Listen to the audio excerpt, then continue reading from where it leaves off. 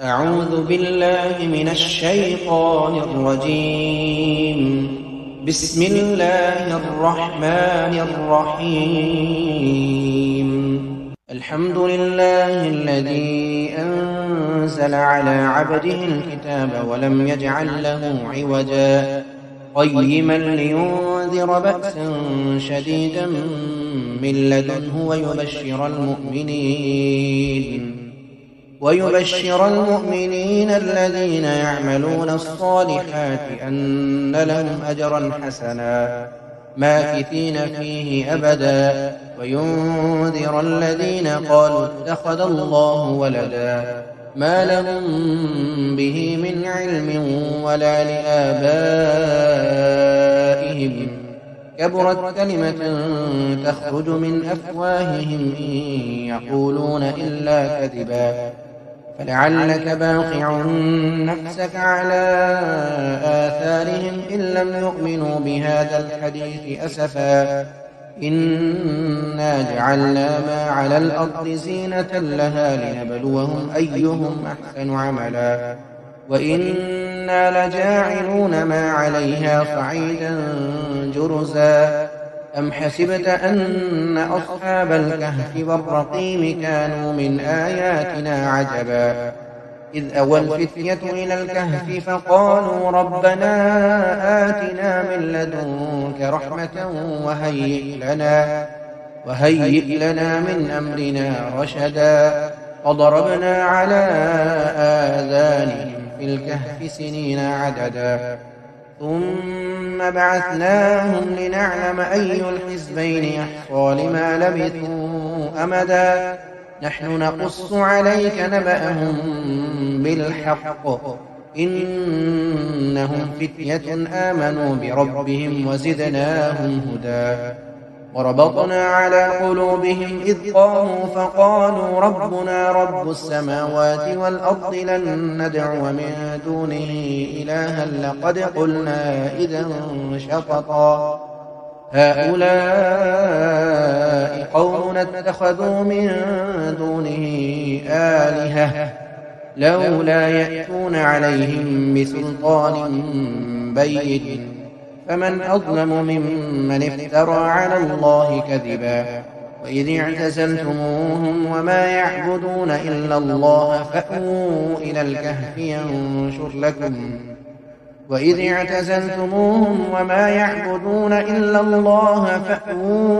الكهف ينشر لكم ربكم من رحمته ويهيئ لكم من أمركم مرفقا فترى الشمس إذا طلعت تزاور عن كهفهم ذات اليمين وإذا غربت تقرضهم ذات الشمال وهم في فجوة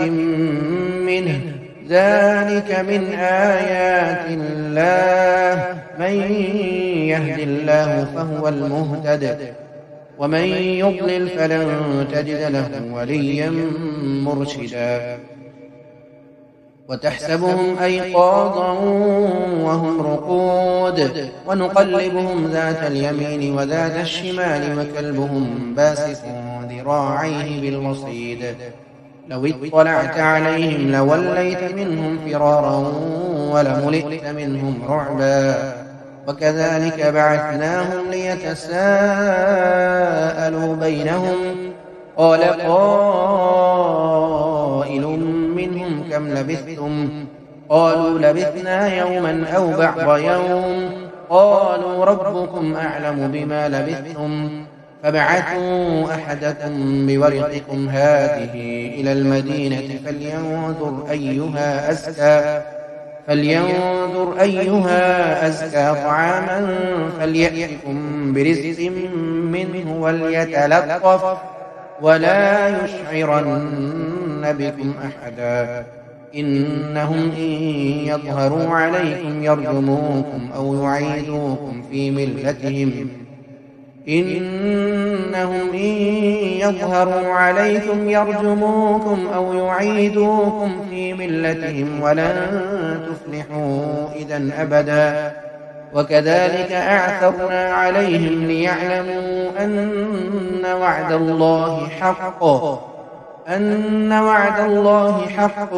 وأن الساعة لا ريب فيها إذ يتنازعون بينهم أمرهم فقالوا بنوا عليهم بنيانا ربهم أعلم بهم قال الذين غلبوا على أمرهم لنتخذن عليهم مسجدا سيقولون ثلاثة رابعهم كلبهم ويقولون خمسة سادسهم كلبهم رجما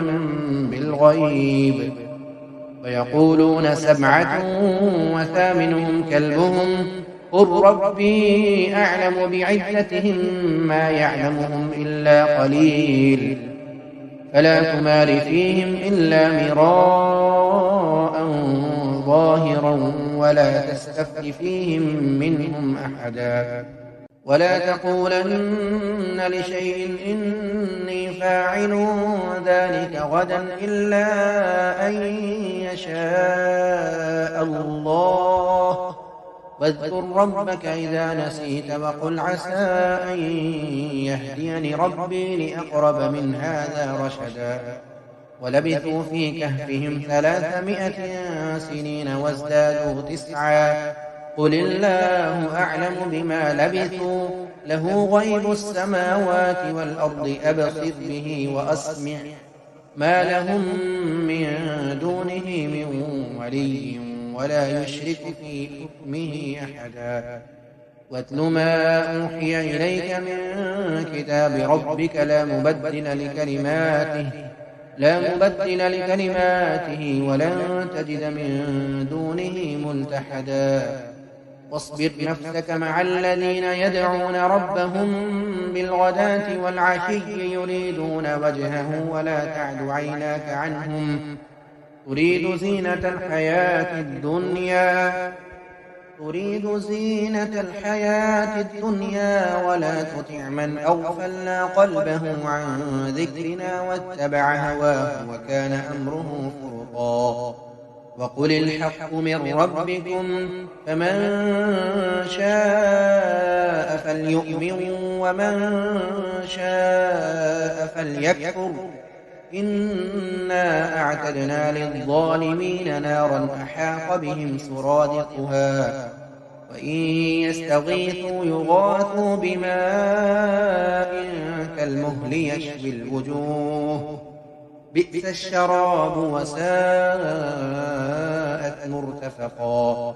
إن الذين آمنوا وعملوا الصالحات إنا لا نضيع أجر من أحسن عملا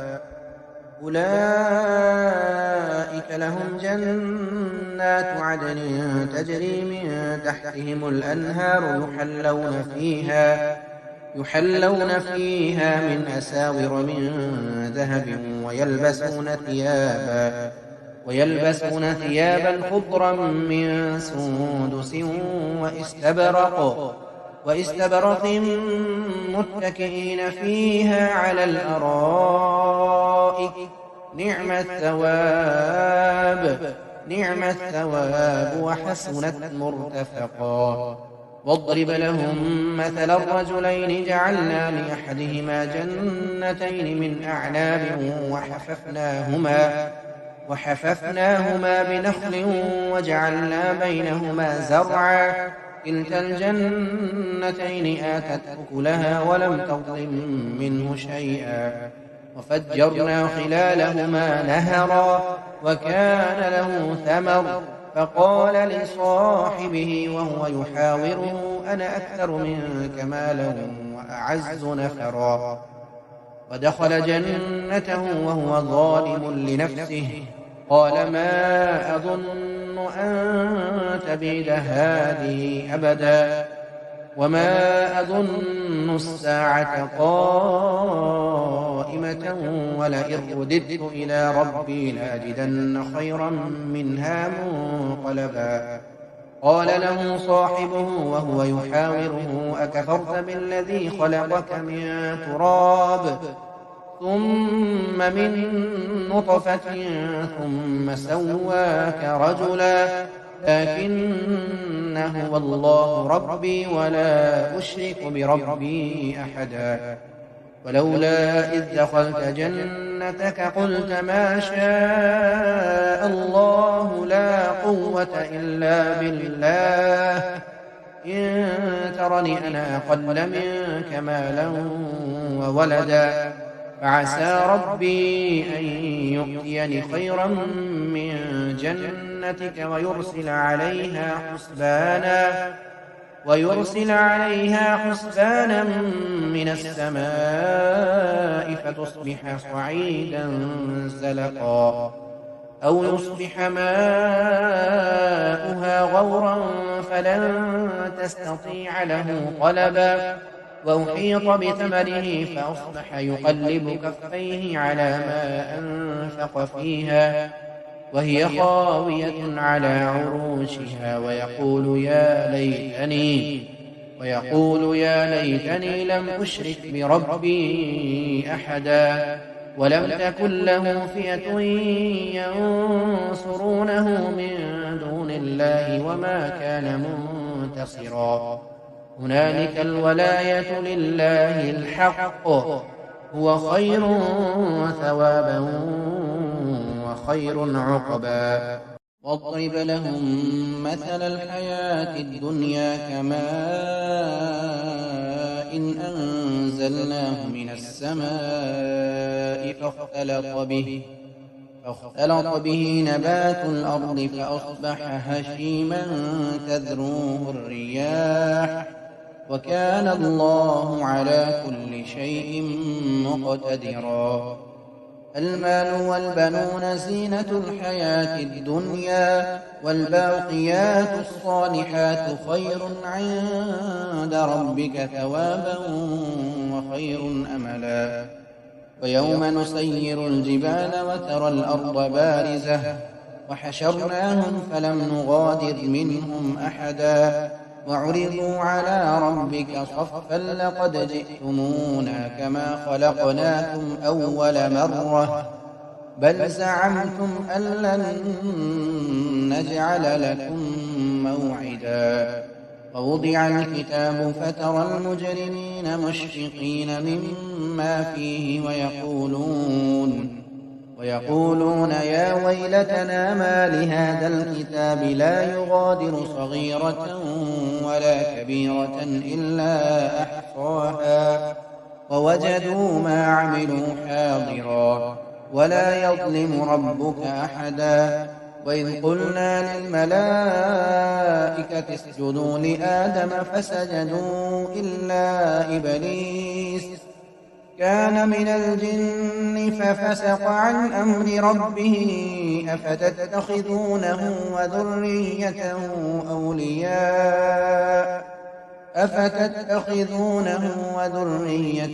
أولياء من دوني وهم لكم عدو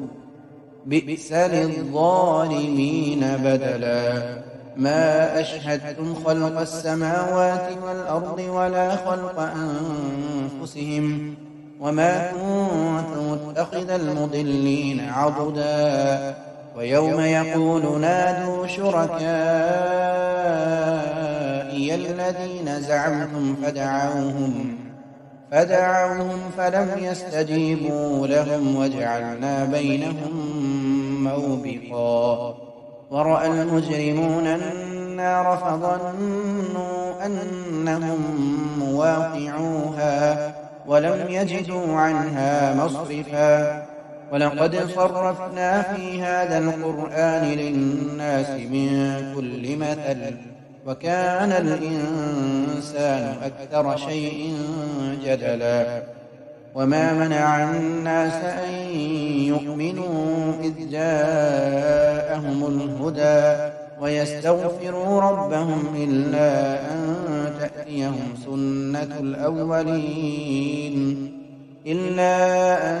تأتيهم سنة الأولين أو يأتيهم العذاب قبلا وما نرسل المرسلين إلا مبشرين ومنذرين ويجادل الذين كفروا بالباطل ليدحضوا به الحق واتخذوا آياتي وما هزوا ومن أظلم ممن ذكر بآيات ربه فأعرض عنها ونسي ما قدمت يداه إنا جعلنا على قلوبهم أكنة أن يفقهوه وفي آذانهم وقرا وإن تدعهم إلى الهدى فلن يهتدوا إذا أبدا وربك الغفور ذو الرحمة لو يؤاخذهم بما كسبوا لعجل لهم العذاب بل لهم موعد لن يجدوا من دونه موئلا وتلك القرى أهلكناهم لما ظلموا وجعلنا لمهلكهم موعدا وإذ قال موسى لفتاه لا أبرح حتى أبلغ مجمع البحرين أو أمضي حقبا فلما بلغا مجمع بينهما نسيا حوتهما فاتخذ سبيله في البحر سربا فلما جاوزا قال لفتاه آتنا غداءنا لقد لقينا من سفرنا هذا نصبا قال أرأيت إذ أوينا إلى الصخرة فإني نسيت الحوت وما أنسانيه إلا الشيطان أن أذكره واتخذ سبيله في البحر عجبا قال ذلك ما كنا نبغي فارتدا على آثارهما قصصا فوجدا عبدا من عبادنا آتيناه رحمة من عندنا وعلمناه من لدنا علما قال له موسى هل أتبعك على أن تعلمني مما علمت رشدا قال إنك لن تستطيع معي صبرا وكيف تصبر على ما لم تحط به خبرا قال ستجدني إن شاء الله صابرا ولا أعصي لك أمرا قال فإن اتبعتني فلا تسألني عن شيء حتى أحدث لك منه ذكرا فانطلقا حتى إذا ركبا في السفينة خرقها قال أخرقتها لتغرق أهلها لقد جئت شيئا إمرا قال ألم أقل إنك لن تستطيع معي صبرا قال لا تؤاخذني بما نسيت ولا ترهقني من أمري عسرا فانطلقا حتى إذا لقيا غلاما فقتله قال أقتلت نفسا زكية بغير نفس لقد جئت شيئا نكرا قال ألم أقل لك إنك لن تستطيع معي صبرا قال إن سألتك عن شيء بعدها فلا تصاحبني قد بلغت من لدني عذرا فانطلقا حتى إذا أتيا أهل قرية استطعما أهلها فأبوا أن يضيفوهما فوجدا فيها جدارا يريد أن ينقض فأقامه قال لو شئت لاتخذت عليه أجرا قال هذا فراق بيني وبينك سأنبئك بتأويل ما لم تستطع عليه صبرا أما السفينة فكانت لمساكين يعملون في البحر فأردت أن أعيبها وكان وراءهم ملك يأخذ كل سفينة غصبا وأما الغلام فكان أبواه مؤمنين فخشينا أن يرهقهما طغيانا وكفرا فأردنا أن يبدلهما ربهما خيرا منه زكاة وأقرب رحما. وأما الجدار فكان لغلامين يتيمين في المدينة وكان تحته كنز لهما وكان أبوهما صالحا فأراد ربك